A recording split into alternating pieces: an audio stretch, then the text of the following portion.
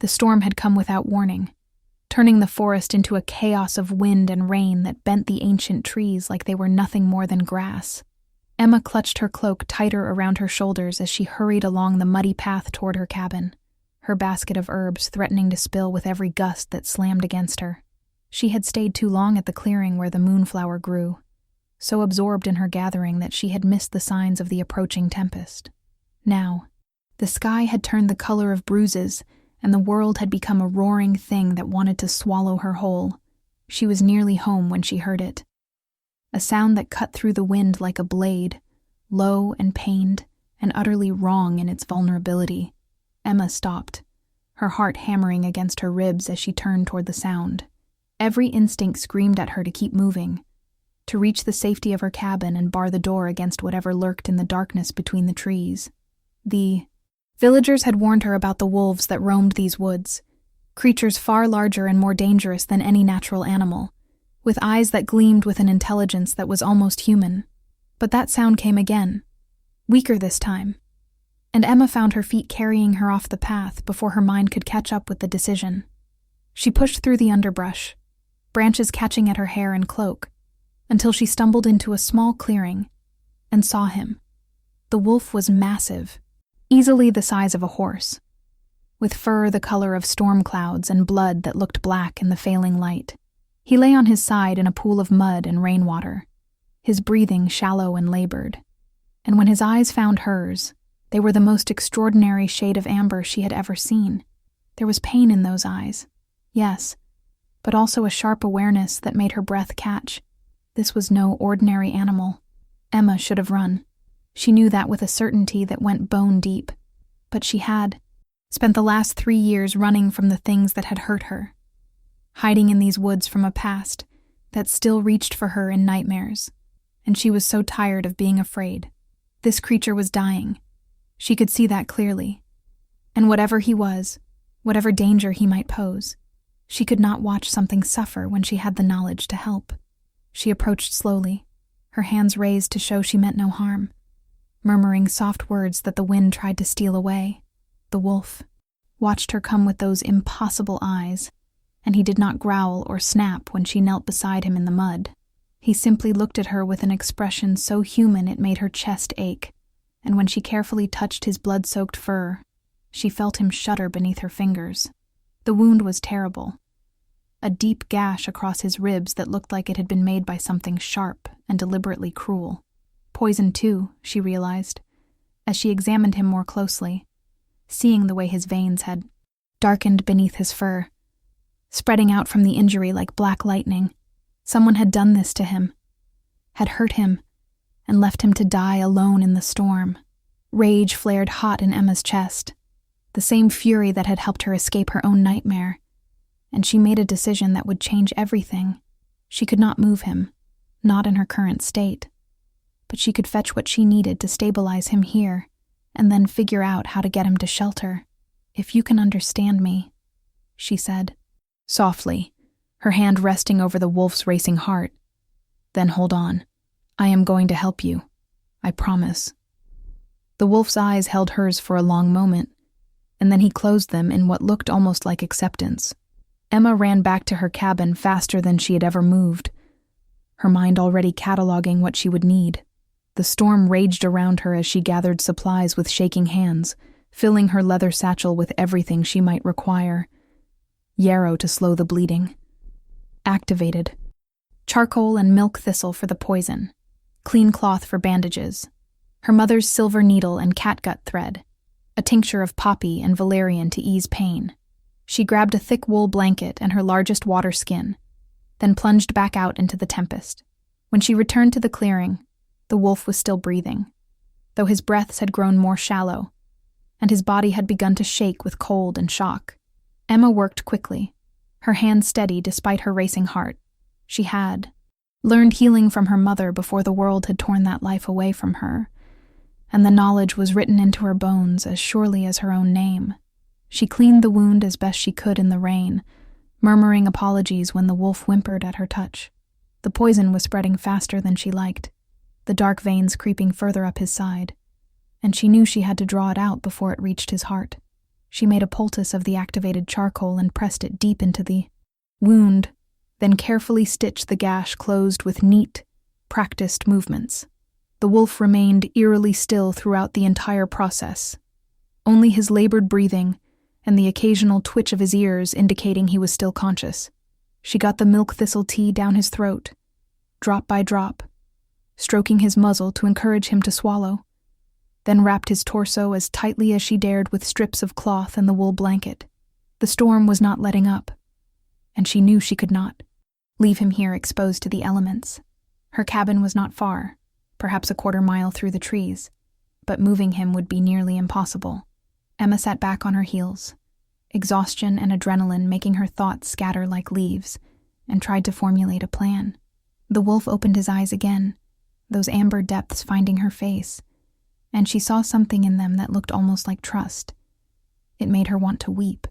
"I cannot carry you," she told him honestly, pushing wet hair back from her face.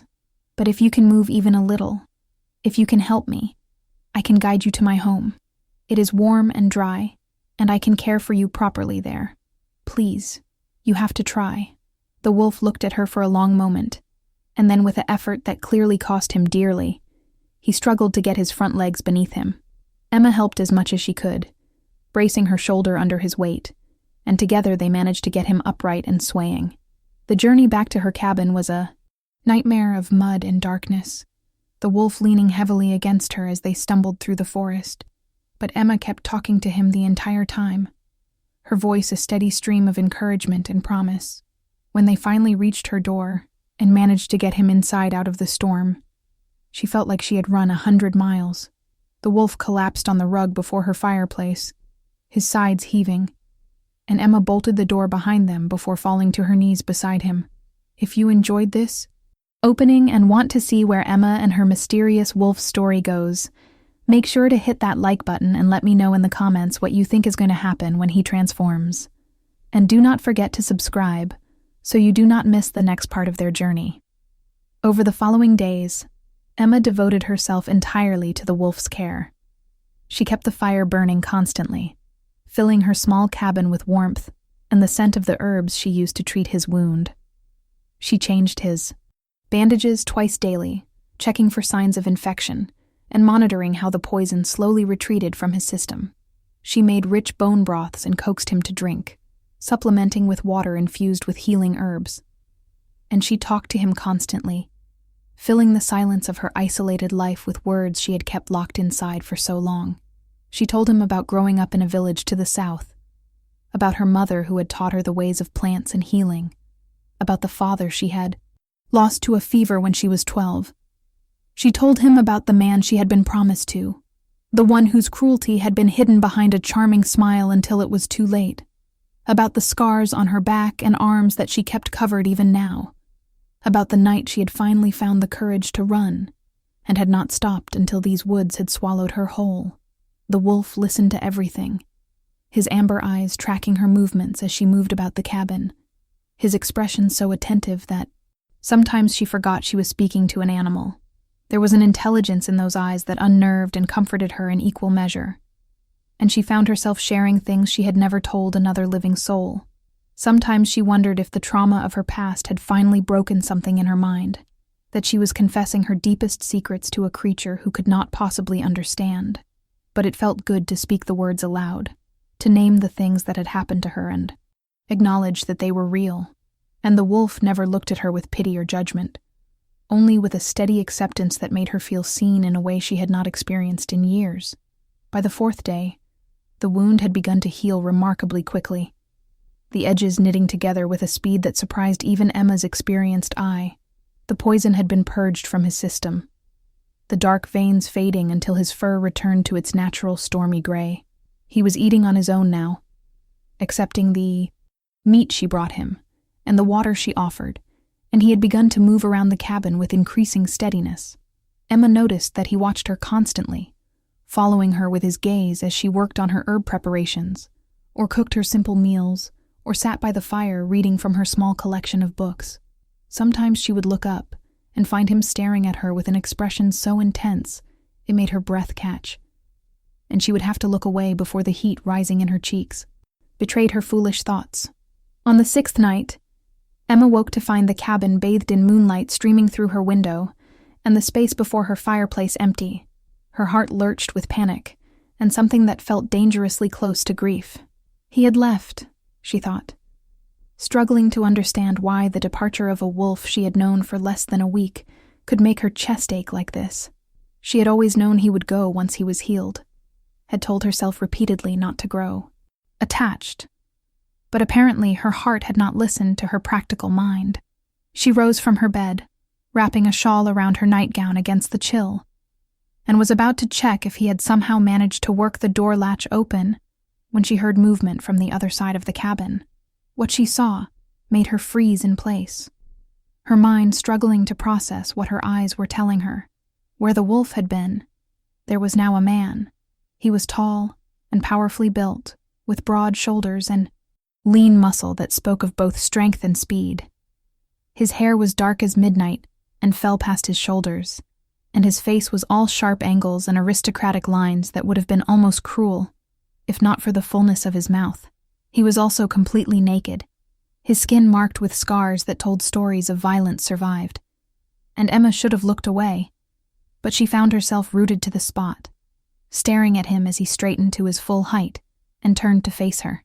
When his eyes met hers, she gasped aloud because they were the exact same shade of amber as the wolf's, burning with the same fierce intelligence that had watched her for days. "Do not be afraid," he said, and his voice was deep and rough as gravel, like he had not used it in a very long time. "Emma, please. I mean you no harm."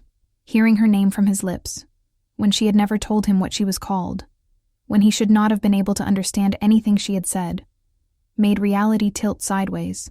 She backed away instinctively, her shoulders hitting the wall behind her, and the man, the wolf, whoever or whatever he was, raised his hands in a gesture of peace. He took a step toward her, and she saw him wince, his hand moving to his ribs where the wound was still healing, and the sight of that all-too-human pain cut through her panic. "You were dying," she heard herself say, her voice sounding strange and distant. "I found you in the storm and you were dying. And you were a wolf. You were a wolf. And now you are a man. And you know my name.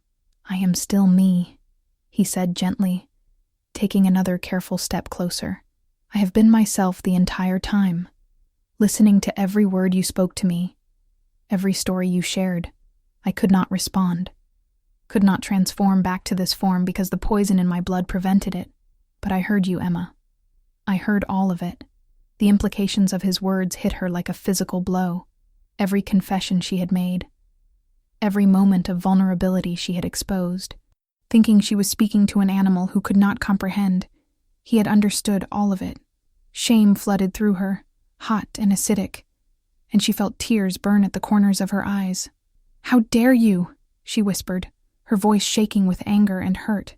"How dare you let me believe I was safe to speak freely, to share things I have never told anyone, when you were lying there understanding every word?" The man's expression crumpled with regret, and something that looked like actual pain.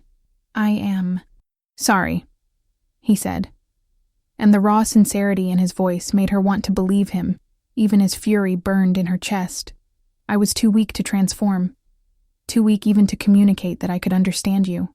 And then you started talking, and I thought if you knew what I was, you might turn me out, might be too afraid to help me, and I desperately needed your help. But Emma, please believe me when I say I never meant to deceive you, and I never, not for one moment, judged you for anything you told me. Your strength, your courage, the way you survived what was done to you. It is extraordinary. You are extraordinary." She wanted to rage at him, to order him out of her home and her life. But the truth was that some part of her had known. Some instinct had recognized that the wolf understood more than an animal should, had seen the intelligence and awareness in those amber eyes, and she had chosen to speak anyway. Maybe she had needed to say those things aloud so badly that she had allowed herself to pretend ignorance, had sought the safety of confession, while maintaining the illusion that it did not count if her audience could not respond. And he was right, that if she had known from the start what he was, she probably would have been too afraid to bring him into her home, would have let her fear override her compassion. The realization did not make her feel any less exposed or vulnerable, but it dulled the edge of her anger enough that she could breathe through it. "Who are you?" she asked finally, her voice steadier now. "What are you, that you can change between forms like this?" The man hesitated, and she saw something that looked almost like fear flicker across his features. "If I tell you the truth," he said slowly, "you may not believe me. Or worse, you may believe me and decide that having me here puts you in danger you do not deserve." Emma lifted her chin, meeting his gaze with a courage she did not quite feel. "I saved your life," she said flatly. "I pulled poison from your blood and kept you alive when you should have died.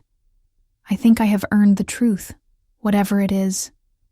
Do me the courtesy of not deciding what I can and cannot handle." The man studied her for a long moment, and then he inclined his head in acknowledgement. "My name is Dominic Blackthorne," he said, and the name hit her like a thunderclap, because even isolated as she was, she had heard stories of the Alpha King, who ruled the supernatural territories to the north with an iron fist. "I am the Alpha King of the Northern Pax, and someone I trusted, someone from my own court, poisoned me during a hunt and left me to die in these woods.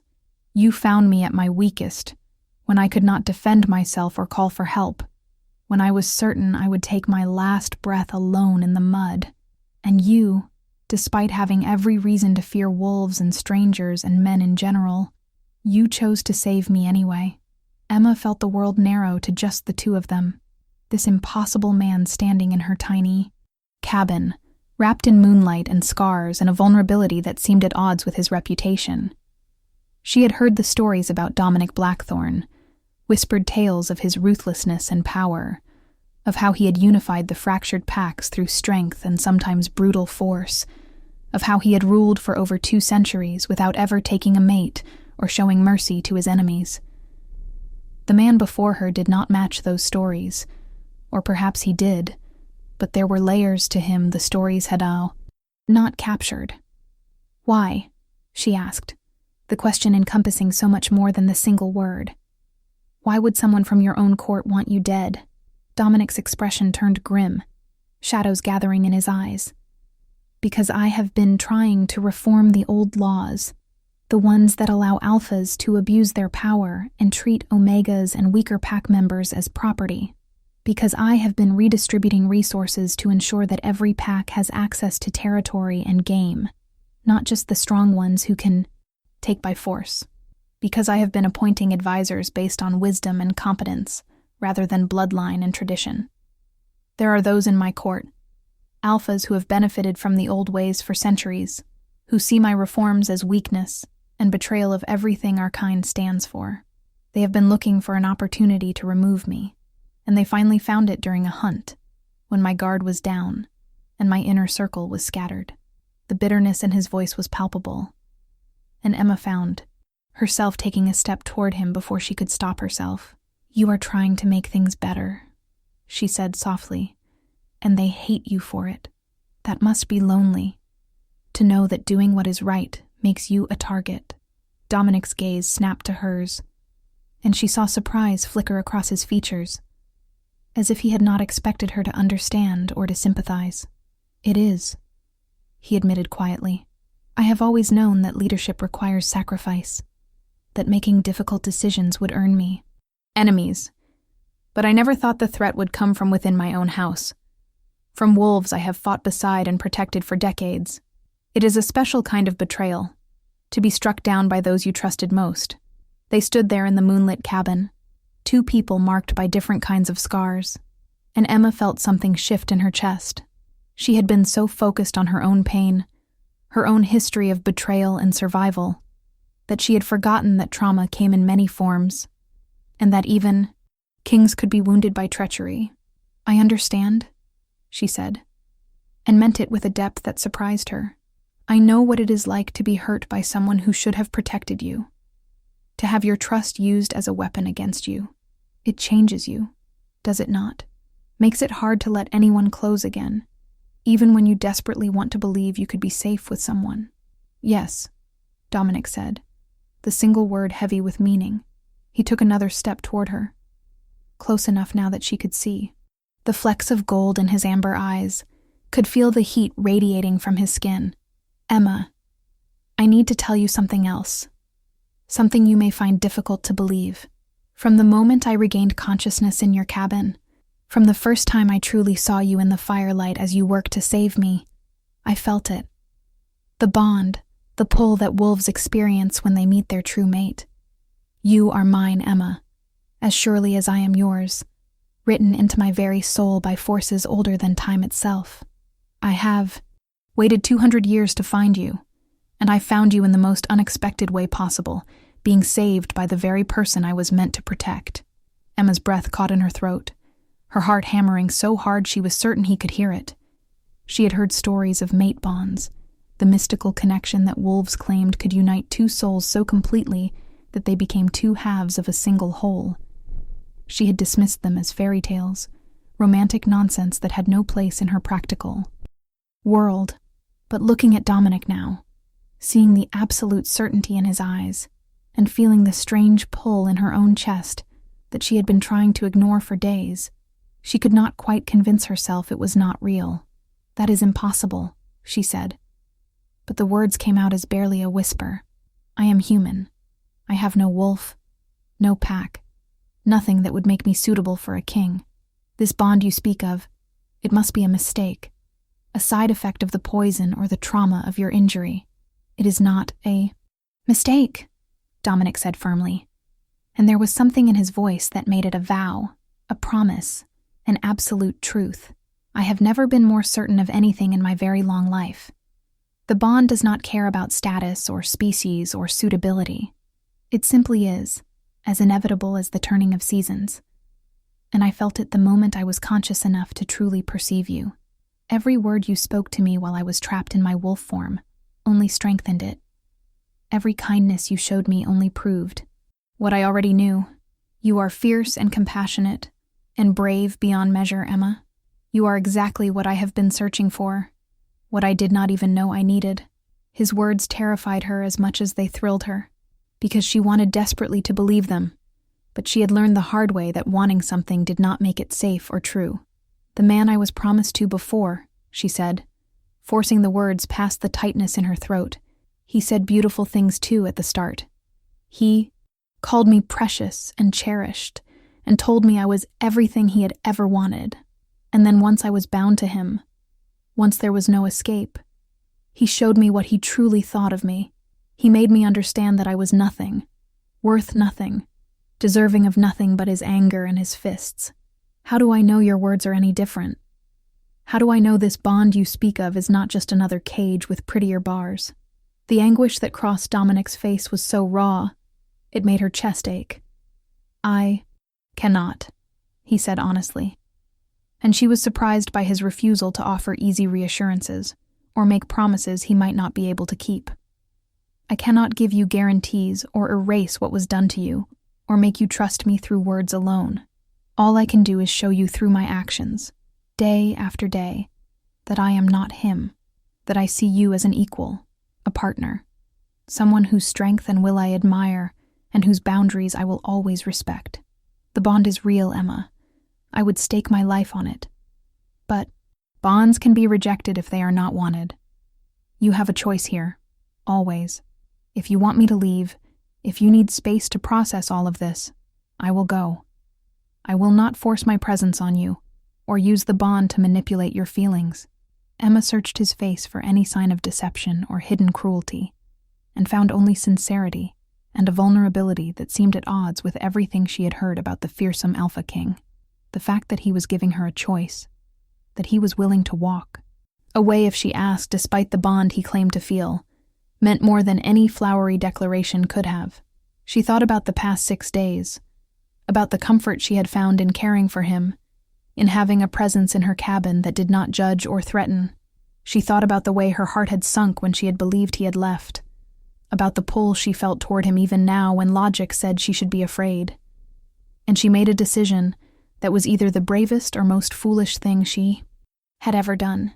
"Stay," she said softly. "Stay, and prove to me that your words match your actions. Stay and help me understand this bond you say we share. But Dominic, I need you to understand that I am broken in ways that may never fully heal, that I have scars inside and out that make me flinch at shadows. I cannot promise to be easy or trusting or the kind of mate an alpha king probably needs. All I can promise is honesty and the willingness to try, if you can be patient with me." Dominic closed the remaining distance between them, moving slowly enough that she could have stopped him if she wanted, and very gently took her hands in his. His touch was warm and careful, his thumbs tracing circles on her palms that made something in her chest flutter like a caged bird testing its wings. "You are not broken," he said fiercely, holding her gaze with his own. "You are a survivor, and that makes you stronger than you know. I do not need easy or trusting or anything other than exactly who you are. And as for patience, Emma, I have waited 2 centuries for you. I can wait as long as you need to believe that you are safe with me, that I would rather tear out my own heart than cause you harm. Thank you," she whispered, and felt tears slip down her cheeks before she could stop them. Dominic released one of her hands to brush the wetness away with his thumb, his touch so gentle it made her want to weep harder. "I should probably find you some clothes," she said with a slightly watery laugh, desperately needing to break the intensity of the moment before she completely fell apart, unless walking around naked is a normal thing for alpha kings. Dominic's laugh was surprised and genuine, transforming his severe features into something almost boyish. "Usually we have the foresight to stash clothes near where we plan to transform," he admitted with a grin. "I am afraid in my current situation I was not thinking that far ahead." Emma retrieved some clothes that had belonged to her father, stored in a trunk because she had never been able to bring herself to part with them. They were a bit short on Dominic and tight across the shoulders, but they served well enough for modesty. As she watched him dress, she noticed the way he moved with a kind of lethal grace even in his exhaustion, the way his muscles shifted beneath scarred skin that told stories of battles won and survived. He caught her looking, and his eyes heated in a way that made her blush and look away, suddenly very aware of how thin her nightgown was, and how alone they were in her isolated cabin. The next few weeks passed in a strange domestic rhythm that felt both comfortable and charged with possibility. Dominic was recovering his strength rapidly, now that the poison was fully purged, and his wound had healed to a pink scar across his ribs. He helped Emma with tasks around her cabin and the surrounding forest, chopping wood and repairing the sagging porch and clearing paths that had become overgrown. He proved to be surprisingly good company, with a dry sense of humor that caught her off guard, and an intelligence that made their conversations range across topics from healing herbs to philosophy to the complex politics of pack dynamics. He told her stories about his long life, about the world beyond her isolated woods, about the responsibilities and loneliness of leadership. And he listened when she spoke, truly listened, giving her words the kind of attention that made her feel valued in a way she had never experienced.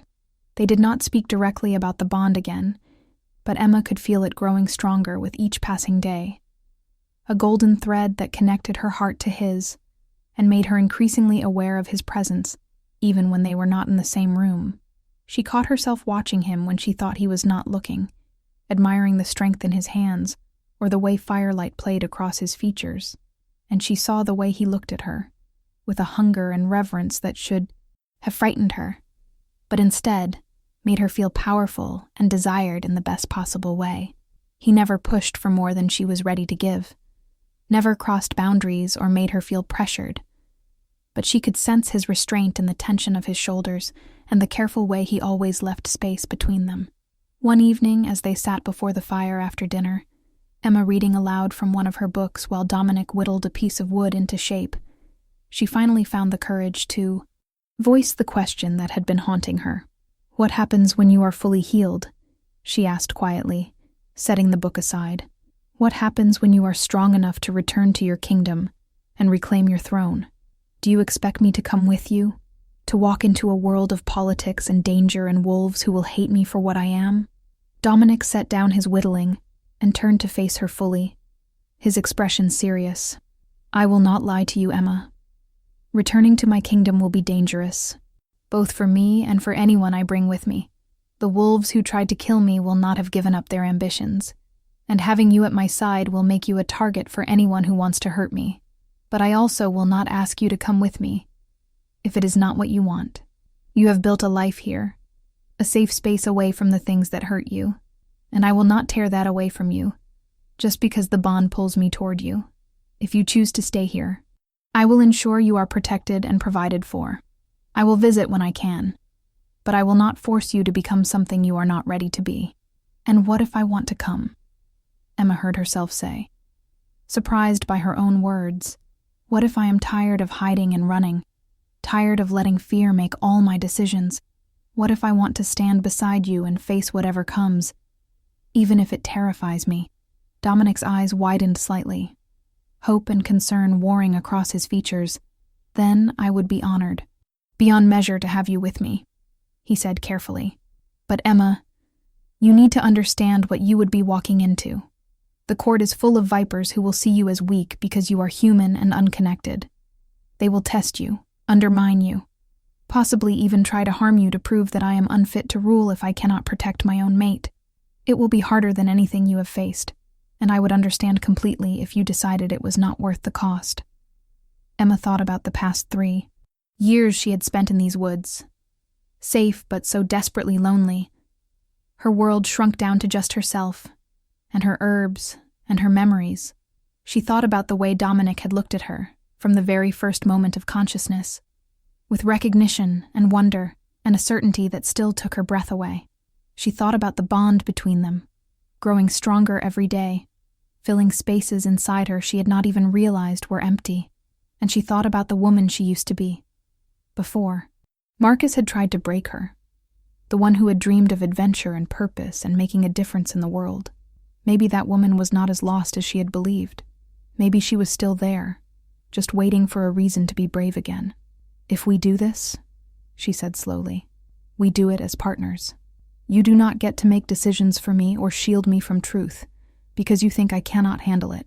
I will not be a decorative mate who stays safe in a tower while you face danger alone. If there are vipers in your court, then we face them together. If there are reforms to be made, then I want to help make them. I may not have wolf strength or supernatural powers, but I have my own kind of strength, my own knowledge and skills. Use me as the partner you claim to want, not as a fragile thing that needs constant protection. The smile that broke across Dominic's face was incandescent, transforming him from severe king to something younger and freer. Done, he said without hesitation. Partners in all things, equals in all decisions, facing the world together rather than separately. Emma, you have no idea how long I have wanted someone who would stand with me rather than behind me, who would challenge me when I am wrong and celebrate with me when we succeed. You are everything I hoped for, and so much more than I deserve. She felt her own smile answer his, tentative but real, and when he reached for her hand, she did not pull away. Instead, she laced her fingers through his and let the warmth of his touch sink into her bones, chasing away the last lingering shadows of doubt. They began making plans that night for the return to Dominic's kingdom. He would need to approach carefully, unsure who among his court could still be trusted, and who had been part of the conspiracy against him. They would enter quietly at first, gathering allies and information before making their presence known. Emma insisted on preparing medicines and poisons from her stores, arguing that her knowledge of herbs could be a weapon if used correctly. Dominic taught her about pack dynamics and politics, about the key players in his court, and the complex web of alliances that held his kingdom together. They worked late into the night, their heads bent together over rough maps and careful strategies. And Emma felt something like excitement build in her chest for the first time in years. 2 days before they planned to leave, Dominic woke Emma in the early hours of dawn with an urgency that had her instantly alert. Someone is coming, he said quietly, already dressed and moving toward the door. I can sense them approaching through the trees, multiple wolves, and I do not recognize their scent signature. Get dressed and pack what you absolutely need. If this is who I think it is, we may need to leave quickly." Emma's heart hammered with fear, but she did not freeze or panic. She moved with swift efficiency, pulling on sturdy traveling clothes and filling a bag with her most essential supplies. Dominic had shifted halfway to his wolf form, his features sharpening and his eyes bleeding to amber, ready to defend her if necessary. The knock when it came was sharp and demanding, followed by a voice that dripped with false concern. "Alpha King, we know you are in there. We tracked your scent to this human's dwelling. Come out and face us, or we will burn this pathetic cabin to the ground with both of you inside it." Dominic snarled low in his throat, the sound rumbling through the cabin like distant thunder. But Emma put a hand on his arm. "Let me speak to them first," she said quietly. "You are still recovering your full strength, and they do not know how much I mean to you. Let me use that uncertainty to our advantage."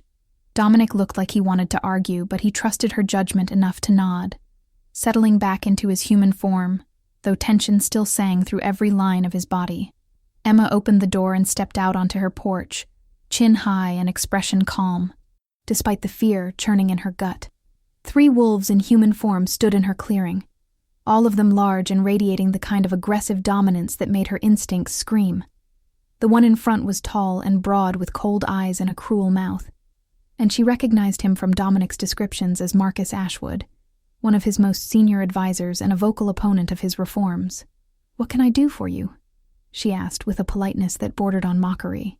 "It is awfully early for social calls, and I do not recall inviting guests to my home." Marcus's smile was all teeth and no warmth. "You can hand over the Alpha King, little human. He has been missing for weeks, and we have been so concerned about his well-being. Surely you did not think you could hide him away in your cottage like some pet you rescued from the woods." Emma raised an eyebrow, letting her gaze sweep dismissively over the 3 wolves. "I have no idea what you are talking about. I live alone, and I prefer it that way. Whatever pack politics you are involved in, I want no part of them. I suggest you leave my property before I become genuinely unpleasant." One of the other wolves laughed, a harsh bark of sound that made the hair on the back of her neck stand up. "The little human has teeth, Marcus. Perhaps we should teach her to mind her place before we take care of the alpha. I have heard that human women break so easily." Emma felt rage flood through her veins, cold and clarifying, burning away the last remnants of the fear that Marcus had used to control her years ago. "You can try," she said softly, dangerously, "but I promise you will not enjoy what happens next." She saw confusion flicker across their faces at her lack of proper terror, at the steel in her voice that did not match their assumptions about fragile human females. That is when Dominic stepped through her door, no longer bothering to hide what he was. Power radiated from him like heat from a forge, his alpha dominance slamming into the clearing with enough force that all 3 wolves stumbled back a step, their eyes widening with shock and dismay. "So you did survive after all," Marcus said, trying to recover his composure. "How unfortunate. We went to so much trouble to ensure your death. And here you are, protected by a pathetic human who does not even know what she has brought into her home. Tell me, does she know what you really are, Alpha King? Does she know about the blood on your hands, the enemies you have crushed, the ruthless way you maintain your power?"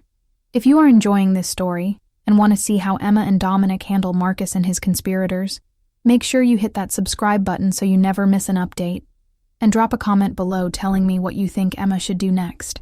Your support means everything. "She knows exactly what I am," Dominic said, his voice dropping to a tone that promised violence. "She saved my life when I was at my weakest, and she has chosen to stand with me despite having every reason to fear what I represent. Something you will never understand, Marcus, is that true strength is not measured by how ruthlessly you can dominate those weaker than you, but by how you wield power with wisdom and restraint. That is why you and your co-conspirators will never be fit to lead, no matter how many times you try to take my throne." Marcus snarled, his form beginning to shift as his control slipped. "If you were truly strong enough to rule, you would never have fallen to our trap in the first place. Face it, Dominic. Your soft reforms have made you weak. You care too much about protecting the Omega and the powerless, about fair distribution of territory, about outdated concepts like mercy and justice.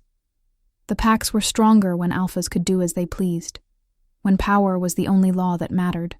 We will take back what you have corrupted and restore our kind to their proper glory. Dominic's expression was one of profound disappointment, mixed with cold fury. You never understood, did you? The old ways were destroying us from within, creating fractures and resentment that would have torn the packs apart within a generation. I was not reforming our laws out of weakness, but out of necessity, out of recognition that a kingdom built on the suffering of its weakest members cannot stand. But you are too blinded by your own privilege to see that, too entitled to imagine sharing power rather than hoarding it. That is why you had to poison me rather than challenge me openly. Because deep down, you know you could never beat me in fair combat. Then let us settle this now. Marcus growled, his body completing its shift to a massive black wolf that was nearly as large as Dominic's form. We finish what we started in those woods, and this time there will be no human healer to save you. The other two wolves shifted as well, flanking Marcus in a coordinated formation that spoke of practiced teamwork. Emma's heart hammered with terror, but she did not run or hide. Instead, she reached into her bag and pulled out 2 vials of the poison she had prepared, holding them ready. Dominic spared her a single glance, pride and concern mixing in his amber eyes. Then he shifted into his massive gray wolf form and launched himself at Marcus with a roar that shook the trees. The fight was brutal and swift, a whirlwind of fur and fangs and blood that Emma could barely track. Dominic moved with a speed and ferocity that belied his recent injury, his experience and skill evident in every strike and dodge. But he was facing 3 opponents, and Emma saw him take hits that made her cry out in fear. When one of the wolves broke away from the fight and charged toward her, clearly intending to use her as leverage against Dominic, she did not hesitate. She smashed the first vial on the ground between them, releasing a cloud of powder that she had learned made wolves temporarily lose their sense of smell and taste, disorienting them completely. The wolf stumbled and howled in confusion, and Emma used those precious seconds to roll aside and come up with her silver needle in hand, the one she used for stitching now coated with a paralytic toxin. She drove it deep into the wolf's shoulder as he lunged past her, felt him stumble and crash into the side of her cabin as his legs gave out beneath him. The second wolf, who had broken off to help his packmate attack her, stopped short, reassessing her as a threat now rather than easy prey. Emma held her remaining vial ready and smiled with more confidence than she felt, daring him to come closer. Behind her, she heard Dominic and Marcus still locked in combat, the sound of their battle a symphony of snarls and impact. She could not watch, could not spare her attention from the wolf stalking toward her with murder in his eyes, so she had to trust that Dominic could handle himself.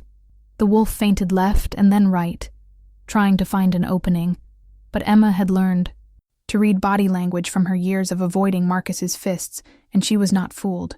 When he finally committed to his lunge, she was already moving, smashing the second vial directly into his open jaws.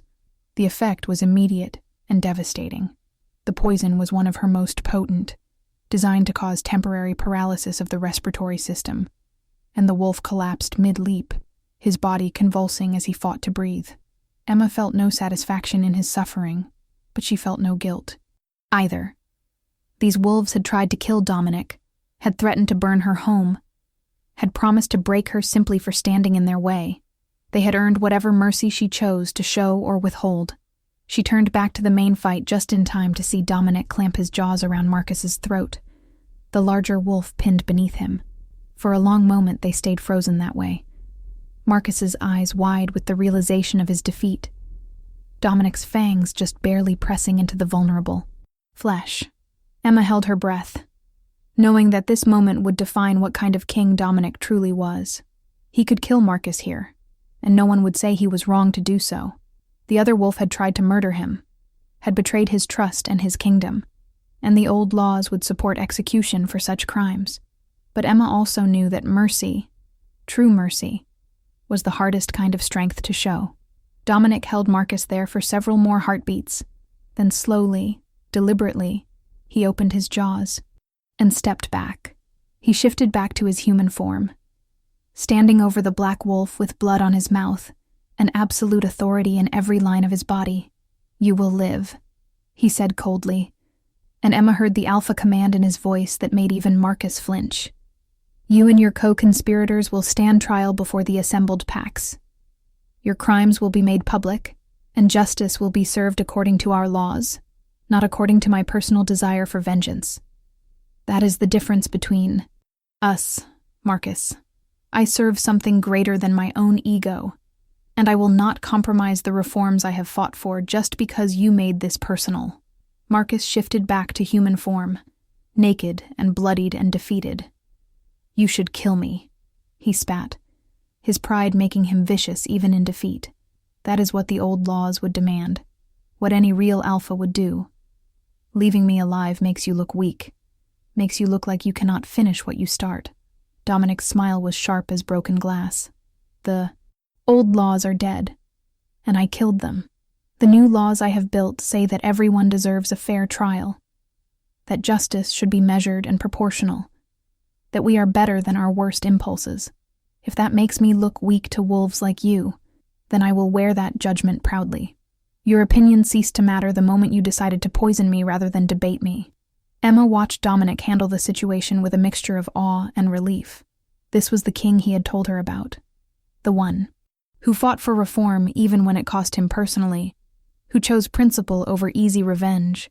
She felt the bond between them pulse with warmth and certainty, confirming what she had already known in her heart. This was a man, a wolf, an alpha worth standing beside, worth fighting for, worth trusting with the parts of herself she had thought destroyed beyond repair.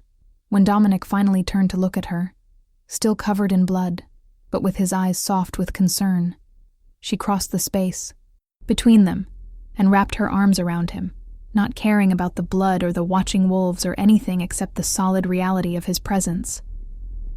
"Are you hurt?" he asked urgently, his hands running over her arms and shoulders, checking for injuries. "Did they touch you, harm you in any way?" Emma shook her head, leaning into his touch. "I am fine," she assured him, shaken but unharmed, thanks to the preparations we made and your trust in letting me defend myself. That was terrifying and exhilarating, and I may need a moment to stop shaking, but I am fine." Dominic pulled her closer, burying his face in her hair, and she felt him shudder with relief. "When I saw that wolf charging toward you," he said roughly, "I have never known such fear. The bond was screaming at me to protect you, but I also knew you were capable of protecting yourself. It was the hardest thing I have ever done, trusting you to face danger rather than trying to shield you from it. You did the right thing, Emma," told him firmly. "You treated me as the partner I asked to be, and I proved I could handle myself. That matters, Dominic. That respect matters more than any amount of protective instinct." He pulled back enough to look at her face, and what she saw in his eyes made her breath catch. "I love you," he said simply, the words carrying the weight of absolute truth. "I know it is too soon, and we have not known each other long, and you may not be ready to hear it, but I need you to know. I love your strength and your compassion and your refusal to let fear make you small. I love the way you saved me when you had every reason not to. I love who I am when I am with you. You make me want to be better, to live up to the ideals I have fought for rather than just enforcing them." Emma felt tears burn at the corners of her eyes, but they were good tears, healing tears, the kind that washed away old wounds rather than dwelling on them. "I think I love you too," she whispered, testing the words, and finding them true. "I think I have been falling in love with you since that first night when I saw awareness in your wolf eyes and chose to trust that you would not hurt me. It terrifies me. Loving someone again, giving them the power to destroy me if they choose. But it also feels like coming home, like finding a part of myself I did not know was missing." They stood there wrapped in each other while the sun rose fully over the forest. painting the clearing in shades of gold and amber that matched Dominic's eyes. Around them, the 3 defeated wolves remained subdued by pain and paralysis, and the crushing weight of Dominic's alpha dominance. Emma knew there were still dangers to face, a kingdom to reclaim, enemies to confront, a future that remained uncertain and potentially dangerous. But for this moment, standing in the wreckage of the attack with Dominic's arms around her, and love, finally feeling like something safe rather than something to fear, she let herself believe that maybe, just maybe, they could survive anything together. The journey back to Dominic's kingdom took 3 days, traveling through forests and mountains that Emma had never seen before. They moved carefully, stopping at safe houses belonging to wolves Dominic trusted, gathering allies and spreading word of his survival. Emma watched him work with growing admiration, seeing how he inspired loyalty not through fear or dominance, but through genuine respect and shared purpose. He introduced her not as his human pet, or some shameful secret, but as his mate and partner. And while that earned them surprised looks and occasional skepticism, Dominic made it clear that anyone who disrespected Emma would answer to him personally. She also saw him in his element, commanding and decisive, but also willing to listen to counsel and adjust his plans based on new information. He treated the Omegas and lower-ranking wolves with the same courtesy he showed Alphas, asked after families, and remembered details about their lives, showed genuine care for the well-being of all his people, rather than just the powerful. Emma understood why he had enemies among the traditional Alphas who benefited from the old hierarchies. Dominic's way of ruling threatened everything they believed about power and privilege, forced them to compete on merit rather than birthright, demanded that they see those beneath them in rank as people rather than property. When they finally reached the capital, a sprawling city of stone and timber nestled in a valley between 2 mountains, Emma felt her courage waver for the first time. The palace itself was massive, all soaring towers and ancient architecture that spoke of centuries of history and power. This was Dominic's world, so far removed from her tiny cabin in the woods that they might as well be different planets. How could she possibly fit into this place, stand beside him as his equal, when everything about this city screamed that she did not belong? Dominic must have sensed her doubt through the bond, because he took her hand and squeezed it gently. "You belong wherever I am," he said firmly, "and I belong wherever you are. Together we are stronger than either of us could be alone, and we will prove that to anyone who doubts it." They entered the palace quietly, using servants' passages to avoid detection until they reached Dominic's private quarters.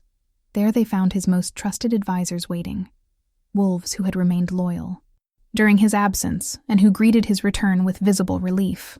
Emma was introduced to Helena, Dominic's head of intelligence, a sharp-eyed woman who assessed Emma thoroughly before nodding her approval. To Marcus's second, Evan, a quiet strategist who had been working to undermine the conspiracy from within.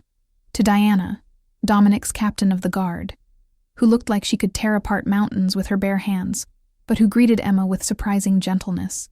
These wolves became her first allies, accepting her presence because Dominic vouched for her, but also because they respected strength in whatever form it took.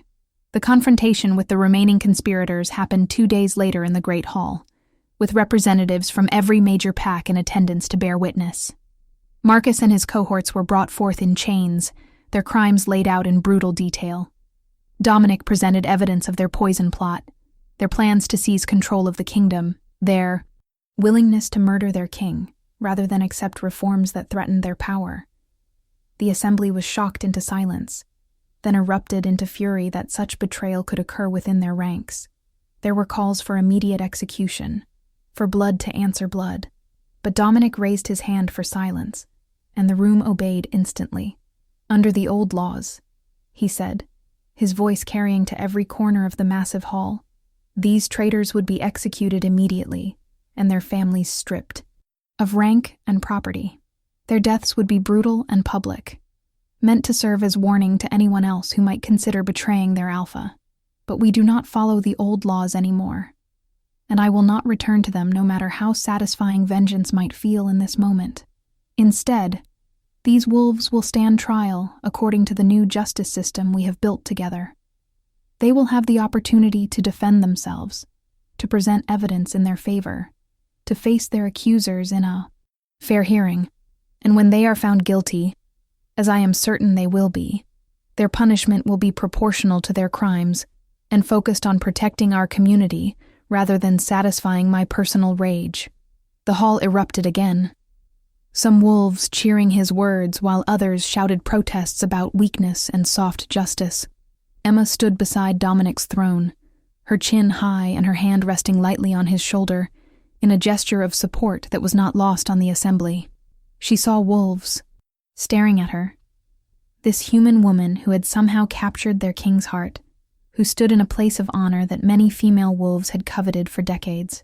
Some faces showed curiosity, others skepticism, and a few displayed outright hostility that made her glad for Diana's protective presence nearby. Marcus, still chained but defiant, laughed bitterly from where he knelt. "You see," he called out to the assembly, "the Alpha King has truly gone soft. He risks his own life and disrupts centuries of tradition for a human woman with no wolf, no pack, no power of her own. Is this truly the king you want to follow? One who elevates the weak and punishes the strong, who replaces proven traditions with untested ideals? I may have failed to kill him, but I succeeded in exposing him for what he truly is. A fool who values mercy over strength, who would rather be loved than feared." Before Dominic could respond, Emma stepped forward. "May I speak?" she asked, her voice clear and steady despite her racing heart. The assembly fell silent, shocked that the human would dare to address them directly.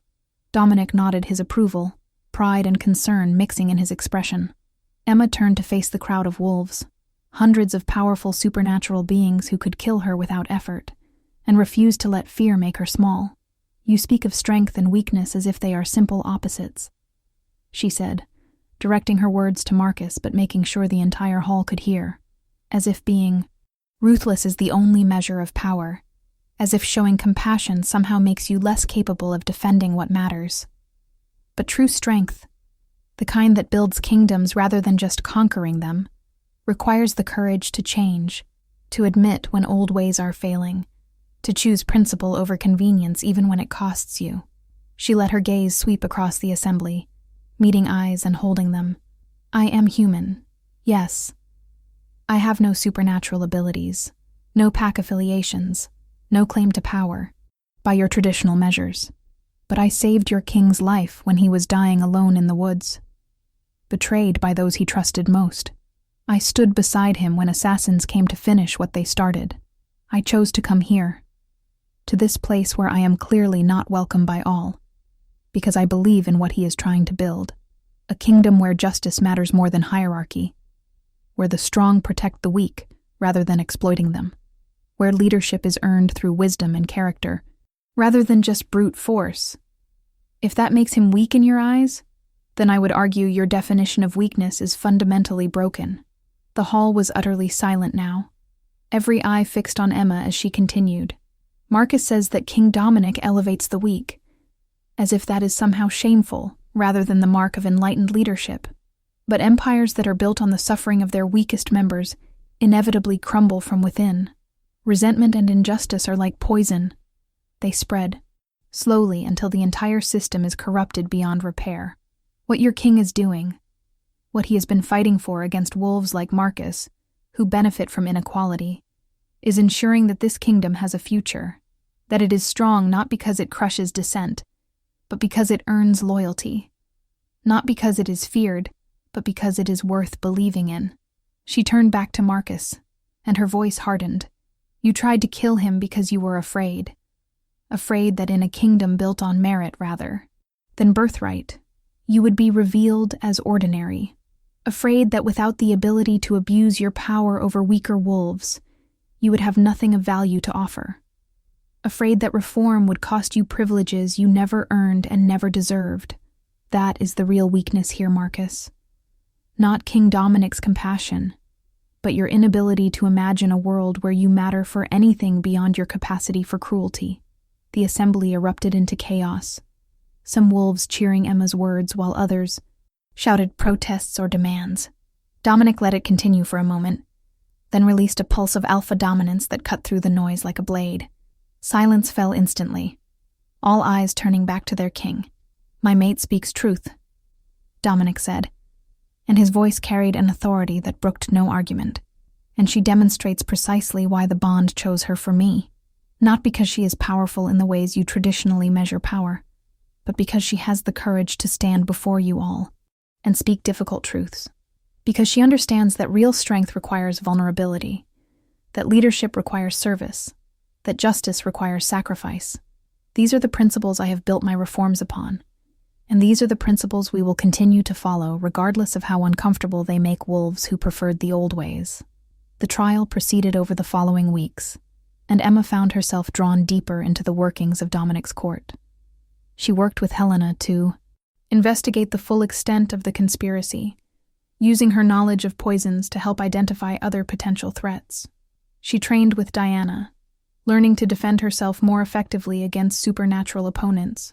She spent time in the healing wards, sharing her herbal knowledge with the pack physicians, and earning respect through her competence and willingness to help anyone who needed it regardless of their rank. Slowly, gradually, the court began to accept her presence, seeing her not as an inexplicable weakness in their king, but as a strength that complemented his own. Marcus and his primary co-conspirators were eventually found guilty and sentenced to lifetime exile from all pack territories, stripped of their ranks and cut off from the supernatural community that had been their entire world. Some argued that death would have been more merciful, but Dominic insisted that they live with the consequences of their choices, that they spend the rest of their very long lives, knowing they had gambled everything on hatred and lost. It was a punishment that satisfied the demands of justice, while refusing to descend to the level of cruelty that had characterized the old regime. In the months that followed, Emma and Dominic worked together to continue his reforms, pushing through new laws that protected Omegas from abuse, that ensured fair distribution of resources across all packs, that created systems of education and opportunity for wolves regardless of their birth status. It was exhausting and often frustrating work, fighting against centuries of entrenched tradition and privilege, but Emma found it deeply fulfilling. She had spent years hiding from the world, letting trauma shrink her existence down to just survival. But now she was building something, making a difference, using her voice and her skills to help create a better world. The bond between her and Dominic only grew stronger, deepening from initial attraction into something profound and unshakable. They learned each other's rhythms and needs, learned when to push and when to give space, learned to communicate without words through the golden thread that connected their souls. Emma's trauma did not magically disappear. There were still nights when she woke from nightmares, or days when touch felt like too much. But Dominic met her exactly where she was, with patience and understanding. And slowly, carefully, Emma learned to trust that his love was not conditional on her being perfect, or undamaged, or easy. 1 year after she had found a dying wolf in the woods during a storm, Emma stood on the balcony of the palace overlooking the city as dawn broke over the mountains. She wore a gown of deep green that brought out her eyes, and around her neck hung a pendant that marked her as the Alpha King's mate, an equal partner in ruling. Tomorrow they would have the official mating ceremony, binding them together before all the packs in a celebration that had been months in planning. But tonight, this moment of quiet before the chaos, was just for them. Dominic came up behind her, wrapping his arms around her waist and resting his chin on her shoulder. "Are you ready for tomorrow?" he asked softly, and she could hear the vulnerability in his question. "Ready to be bound to me forever in front of everyone? To officially become queen of a kingdom that was not sure it wanted you at first?" Emma leaned back into his embrace, feeling the steady beat of his heart against her. "Spine, I have been ready since the moment I chose to save you," she said honestly. "Maybe even before that. In some way I did not understand yet. The bond knew before we did that we belonged together, that we would make each other better and stronger. Tomorrow is just making official what has been true for a long time." She turned in his arms to face him, reaching up to cup his face in her hands. "You gave me my life back, Dominic. You reminded me that I was more than what had been done to me. I could be brave and powerful and worthy of love. You trusted me to be your partner in truth, rather than just in name. Respected my strength even when it looked different from yours. How could I be anything but ready to spend forever with you? Dominic's eyes blazed with emotion as he bent to kiss her, pouring everything he felt through the bond and the press of his lips. When they finally broke apart, both breathing hard, he rested his forehead against hers. "I am the lucky one," he murmured. "I waited 200 years thinking I might never find my mate, that I might rule alone until the end of my days, and then a storm led me to you, and you proved that the bond knows better than we ever could what we need." The next day dawned clear and bright, perfect weather for the ceremony that would unite them before the assembled packs. Emma wore her green gown, and Dominic wore the formal regalia of his office. But what Emma remembered most was not the pageantry, or the ritual words, or the thousands of witnesses. It was the way Dominic looked at her as they spoke their vows, with a love and reverence that made her feel like the most treasured thing in all the world. It was the weight of his hand in hers, as they bound their wrists together with silver cord, symbolizing their choice to walk through life as partners. It was the roar of approval from the crowd when Dominic kissed her and declared that she was now and forever his queen, his mate, his equal in all things. The celebration lasted 3 days, and wolves came from across the kingdom to pay their respects and pledge their loyalty to their new queen. Emma met them all with grace and genuine interest, learning names and stories, making connections that would serve her well in the years to come.